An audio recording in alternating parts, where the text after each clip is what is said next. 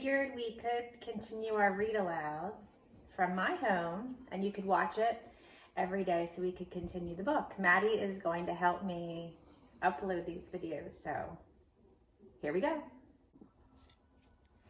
Okay guys, we just finished the part where the grappling hook got caught on the hook-handed man.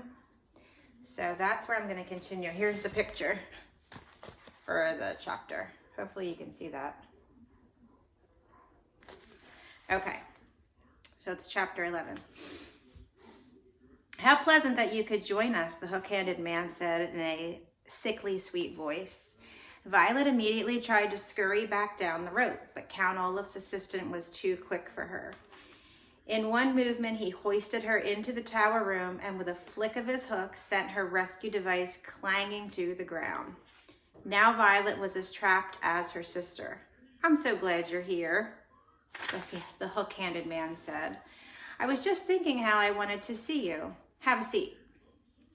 What are you going to do with me? Violet asked. I said, have a seat, the hook-handed man snarled and pushed her into a chair.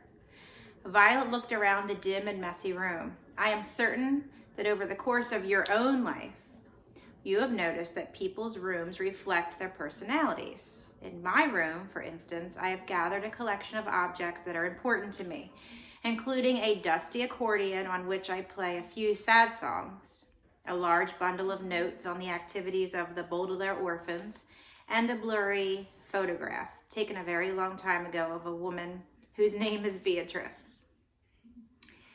These are items that are very precious and dear to me. The tower room held objects that were very dear and precious to Count Olaf, and they were terrible things. They were scraps of paper on which he had written his evil ideas in an illegitimate, evil ways in a way you could not read, lying in messy piles on top of the copy of Nuptial Law he had taken away from Klaus. There were a few chairs and a handful of candles, which were giving off flickering shadows. Littered all over the floor were empty bottles and dirty dishes.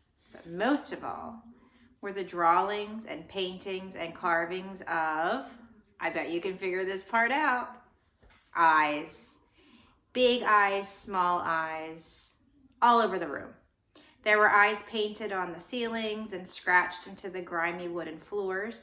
There were eyes scrawled along the windowsill and one big painted eye on the knob of the door that led to the stairs. It was a terrible place. The hook-handed man reached into a pocket of his greasy overcoat and pulled out a walkie-talkie. With some difficulty, he pressed a button and waited a moment. Boss, it's me, he said. Your bride just climbed up here to try and rescue the biting brat. He paused as Count Olaf said something, I don't know, with some sort of rope. It was a grappling hook, Violet said, and tore off a sleeve of her nightgown to make a bandage for her shoulder. I made it myself. She says it was a grappling hook, the hook-handed man said into the walkie-talkie. I don't know, boss. Yes, boss. Yes, boss. Of course I understand, boss. Yes, boss. He pressed a button to disconnect the line and then turned to face Violet. Count Olaf is very displeased with his bride. I'm not his bride, Violet said bitterly. Very soon you will be, the hook-handed man said, wagging his hook the way most people would wag a finger. In the meantime, however, I have to go and fetch your brother. The three of you will be locked in this room until night falls. That way, Count Olaf can be sure you will all stay out of mischief. With that, the hook-handed man stomped out of the room. Violet heard the door lock behind him and then listened to his footsteps fading away down the stairs. She immediately went over to Sunny and put a hand on her little head. Afraid to untie or untape her sister for fear of incurring, a word which here means bringing about, Count Olaf's wrath, Violet stroked Sunny's hair and murmured that everything was all right. But of course everything was not all right. Everything was all wrong. As the first light of morning trickled into the tower room, Violet reflected on all the awful things she and her siblings had experienced recently. Their parents had died suddenly and horribly. Mrs. Poe had bought them ugly clothing. They had moved into Count Olaf's house and were treated terribly. Mr. Poe had refused to help him. They had discovered a plot involving marrying Violet and stealing the Baudelaire fortune. Klaus had tried to confront Olaf with knowledge he'd learned in Justice Strauss's library and failed. Poor Sunny had been captured, and now Violet had tried to rescue Sunny and found herself captured as well. All in all, the Baudelaire orphans had encountered catastrophe after catastrophe. What do you think catastrophe means?